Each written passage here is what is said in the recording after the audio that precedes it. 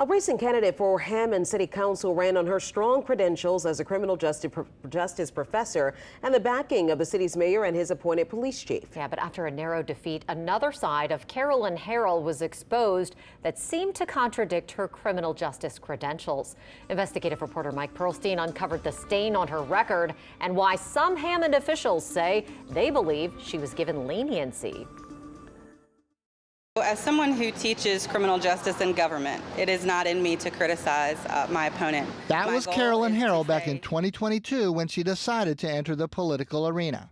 With the backing of the mayor, Harrell ran for city council, coming the closest of any challenger to unseating an incumbent.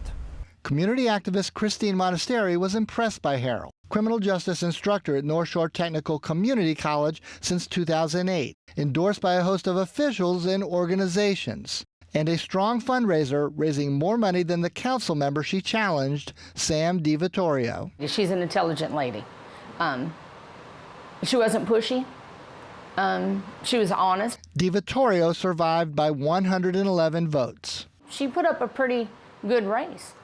Spent a lot of money on it too. And she was very pro law enforcement. She actually got endorsement from some law enforcement organization. That law enforcement support was just one of the reasons that some people were so surprised when Harrell was arrested in October 2023. The crime, shoplifting. Initially, I was shocked. I was like, no way, not her. And the answer was yes, her. A series of public record requests and court documents reveal that Harrell's misconduct was not just a simple one-time theft. This Hammond police report details a series of shoplifting incidents in what was described as a skip-scan shoplifting spree. The report cites 21 separate thefts involving dozens of items from 2 Target stores, one in Hammond and one in Covington. It's really scary to me and sad. The modern-day crime of skip-scan shoplifting is exploding. Customers steal items by intentionally bypassing the scanners at self-checkout counters. According to Harrell's police report, most of her cases match what many big-box stores are seeing every day. A customer paying for some items, but slipping others directly into a bag without ringing them up.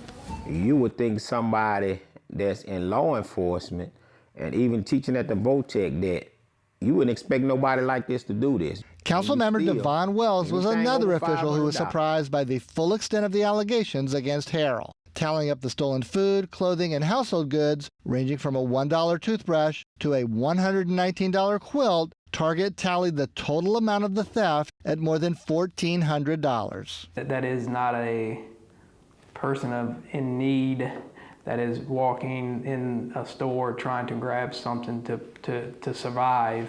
After her case navigated through Hammond City Court for a year, Harrell pleaded guilty in July to misdemeanor theft. Along the way, the 4 St. Tammany thefts were forwarded to that parish, and she ultimately pled to 8 of her 17 Tangipahoa Parish thefts. And while she was ordered to pay the full amount of $1,431 in restitution, the case was prosecuted as a theft under $1,000, knocking her conviction down to a misdemeanor that can be expunged from her record. A transcript of her sentencing hearing also shows that Judge Britton Sledge reduced her proposed 80 hours of community service to 32 hours, and her agreed-upon $800 fine was ultimately recorded in the minute entry as $400. Harrell's detractors believe she got away with a slap on the wrist. I think that she was given leniency because of who she is. I think she was treated very different. We tried to reach Harrell several times through her attorney, but got no response. However, in her sentencing transcript, defense attorney Brett Duncan told the judge that his client went to counseling and, quote, is addressing the root issues that led to this behavior. Meanwhile, Harrell is still teaching criminal justice at North Shore Technical. It's like me sitting here smoking a cigarette and telling you not to smoke. Go ahead. We also reached out to Hammond Mayor Pete Panapinto, but we did not hear back. Mike Perlstein, WWL, Louisiana.